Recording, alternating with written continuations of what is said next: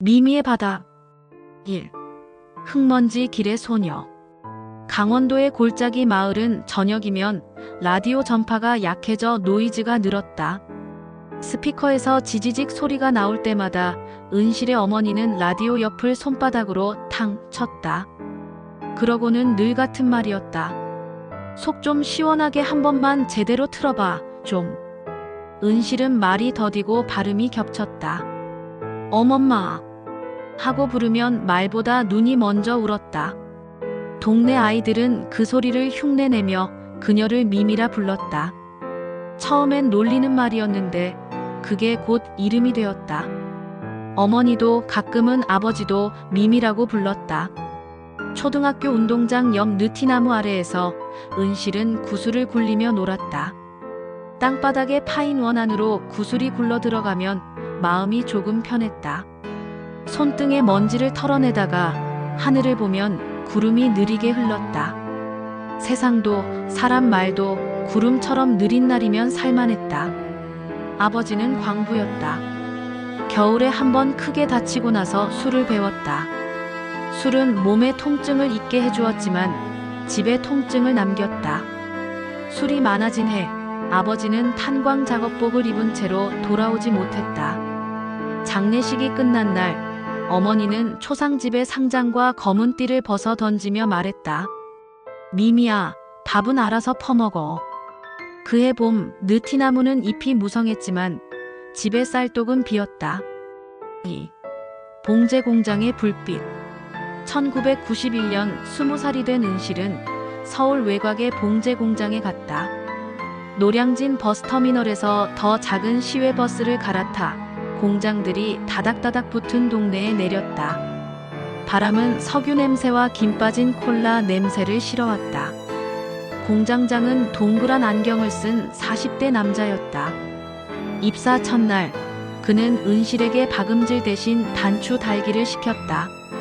단추 구멍에 실을 몇 번 통과시키고 묶으면 된다. 그녀는 느려도 성실했다. 저녁 9시가 넘으면 형광등이 딸깍 끊겼고 청소기 대신 빗자루가 굴러갔다. 숙소는 공장 다락방이었다. 얇은 매트리스가 나란히 놓여 6명이 줄지어 잤다. 은실은 말을 아꼈다. 입을 열면 더듬는 자신이 먼저 들리니까. 그래도 가끔 웃었다. 같은 공장 일꾼 중에 이수봉이 있었다. 30이 조금 넘은 길쭉한 손가락을 가진 남자. 바늘이 잘못 꽂히면 다들 짜증을 냈지만 수봉은 조용히 바늘을 갈아 끼우며 말했다. 괜찮아. 누구나 삐끗할 때가 있어. 어느 여름밤 선풍기가 멈추고 전기가 나갔다. 새까만 다락방에서 누군가가 더워 죽겠다 투덜거릴 때 수봉이 캔들을 하나 올려놓았다. 촛불이 흔들릴 때 은실은 그 불꽃을 물끄러미 바라보았다. 그 불꽃은 바람에 꺼질 듯 말 듯 기어이 버텼다. 은실은 마음속으로 이름 붙였다. 이 불꽃은 나갔다. 사람들은 은실의 발음을 흉내내곤 했다. 미미하며 장난삼아 늘렸다가 킬킬 웃었다. 수봉만은 그 이름을 부를 때 다르게 불렀다. 미미야, 밥 먹자. 그가 부르면 그 이름이 단 한 번도 가시처럼 박히지 않았다. 3. 비오는 골목의 약속. 장마가 길었다. 골목의 물웅덩이는 하늘을 닮았고 봉제 공장 천장은 물을 먹어 무거워졌다. 어느 날 야근 뒤 수봉이 편의점 앞에서 종이컵 라면을 2개 샀다. 김이 피어올랐다. 뜨거우니까 후후 불어. 은실은 조심스레 불었다.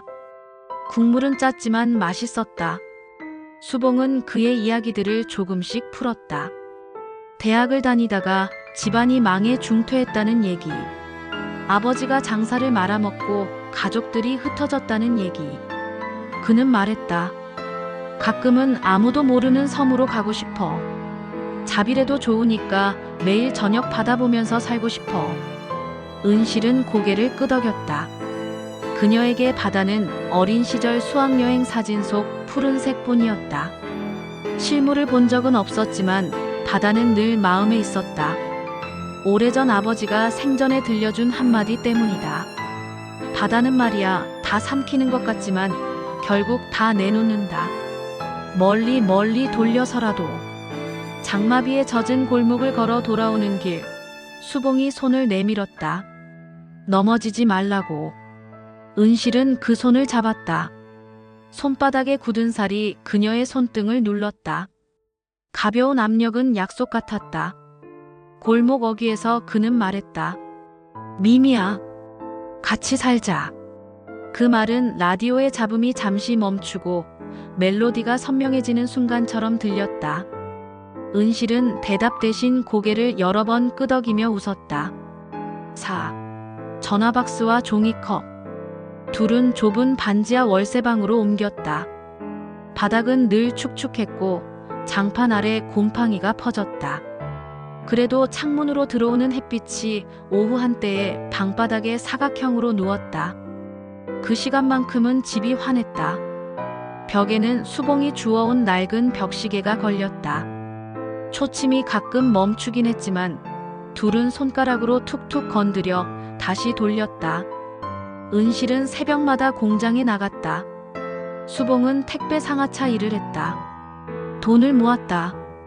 한 달, 두 달, 세 달이 지나면서 수봉의 눈빛이 달라졌다. 저녁마다 늦게 들어왔고 셔츠 깃에 생소한 향수 냄새가 묻어 있었다. 어느 날 그는 새삥 비닐이 씌워진 호출 깃비비를 허리에 찼다.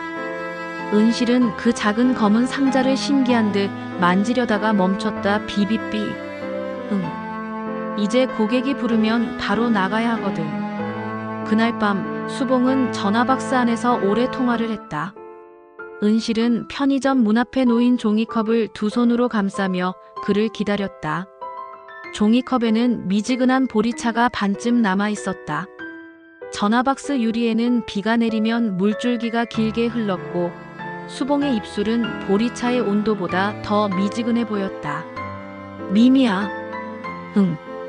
우리 잠깐 떨어져 지내자. 돈 좀 더 모아서 나중에 진짜 섬으로 가자. 은실은 그 말이 무슨 뜻인지 천천히 이해했다. 떨어져 지낸다는 말은 대개 끝나자는 말과 비슷했다. 그녀는 응하고만 말했다. 종이컵의 보리차에서 뜨거움은 이미 사라졌다. 돌아오는 집들. 가을이 왔다. 단풍이 들었다. 공장 옆 은행나무에서 노란 잎이 떨어질 때마다 은실은 잎을 하나씩 주워 다락방 책 사이에 눌렀다. 종이 사이에서 말라가는 잎은 가볍고 바스락거렸다. 그 소리가 좋았다. 아무 말도 하지 않아도 되는 소리. 어느 주말 은실은 고향으로 내려갔다. 터미널 앞 분식집에서 떡볶이와 순대를 포장해 어머니 집으로 향했다. 마당에는 장독대가 줄지어 있었고 창문턱에는 어머니가 말려둔 고추가 가지런했다. 어머니는 받아든 비닐봉투를 들여다보고 말했다. 너 돈 있냐? 조금. 그럼 이제 그만 나가 살지. 엄마도 편하잖아. 말은 화살보다 빠르게 박혔다가 은실의 귀로 새어나갔다. 어머니의 말은 늘 그렇게 오고 갔다.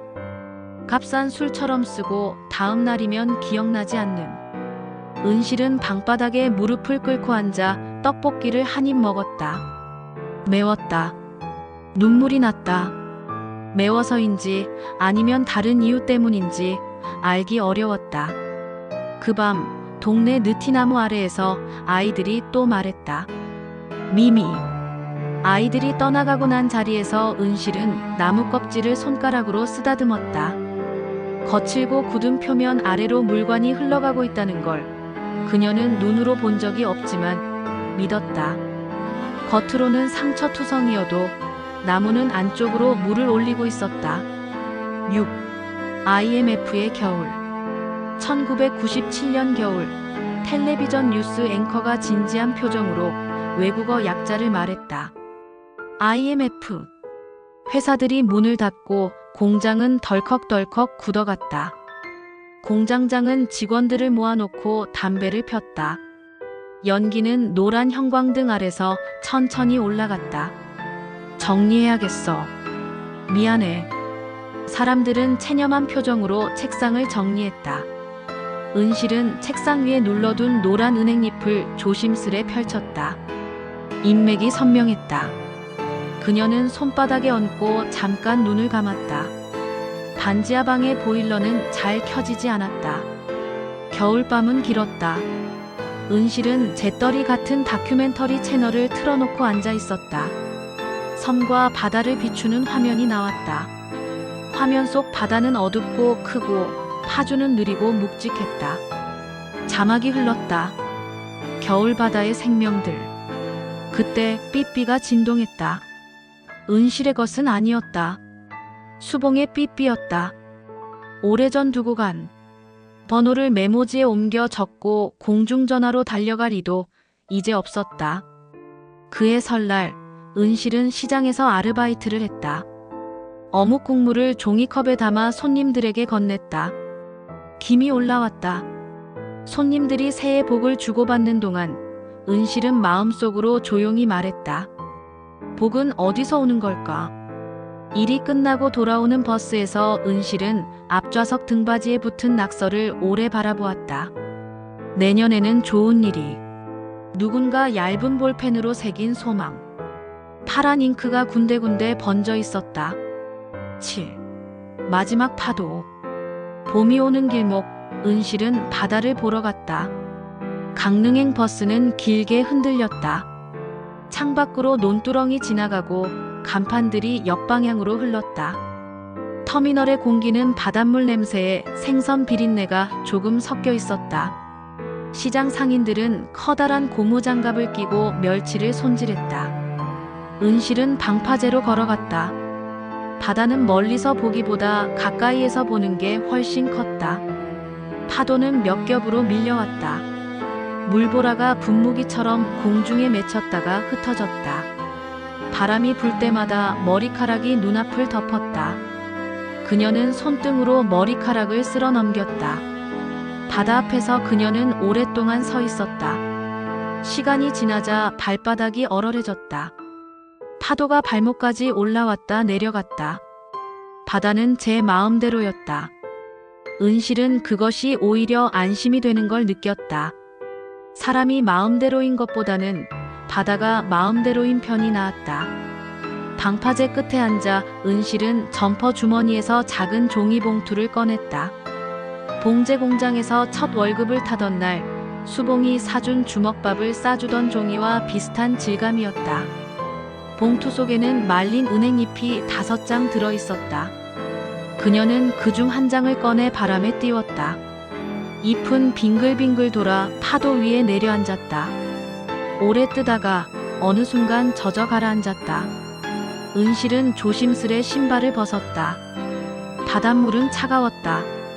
한 발 한 발 그녀는 물가로 다가섰다. 허리까지, 어깨까지 물이 차올랐다. 옷은 무거워졌다. 더 가면 위험하다는 걸 알았다. 발이 모래 속으로 빨려 들어갔다.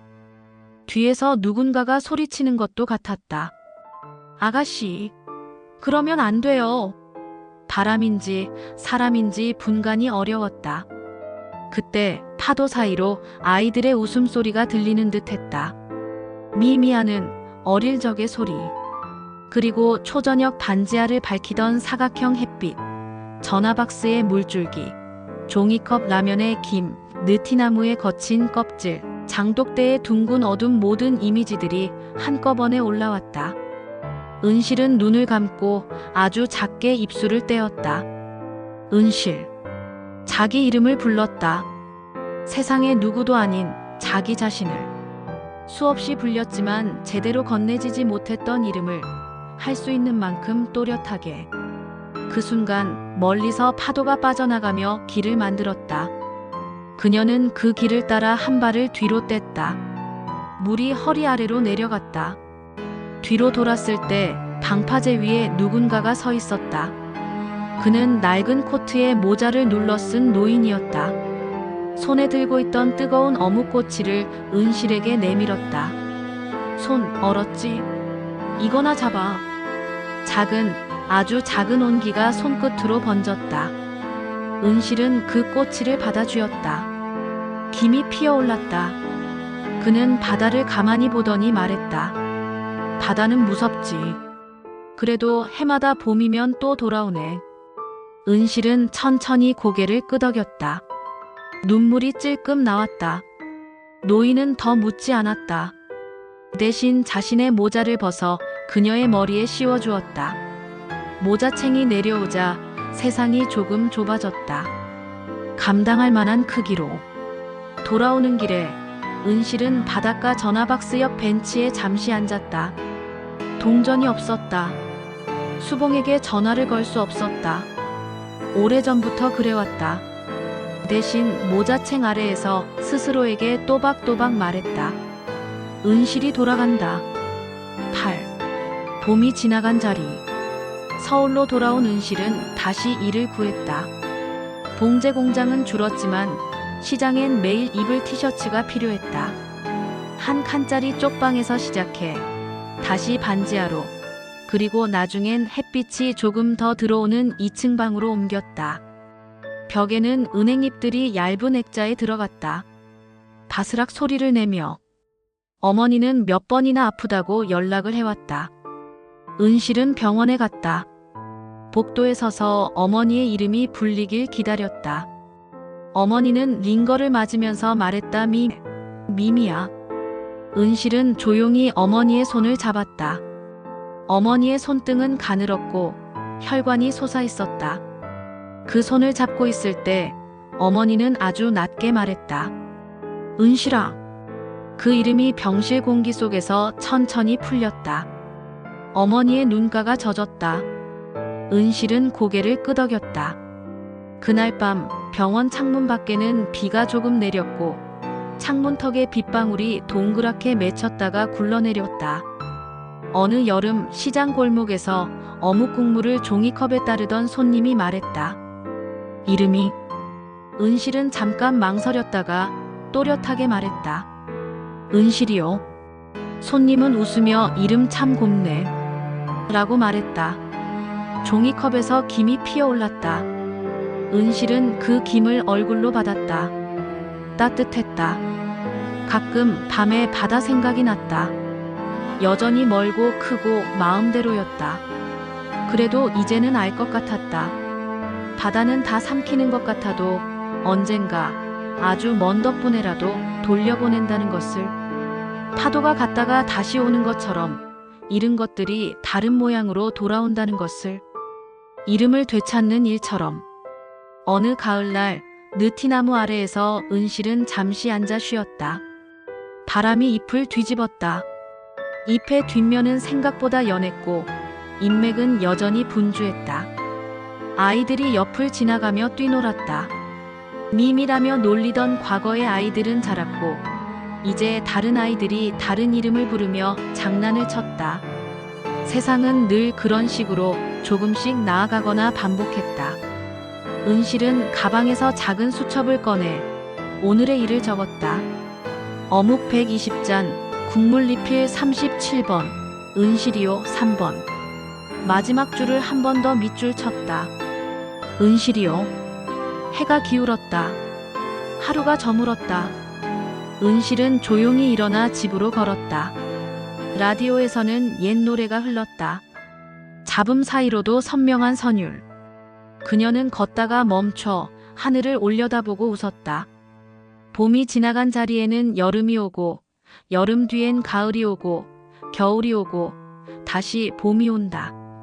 그 순서를 믿는 일이 살아낸다는 뜻이라는 걸 은실은 이제 알고 있었다.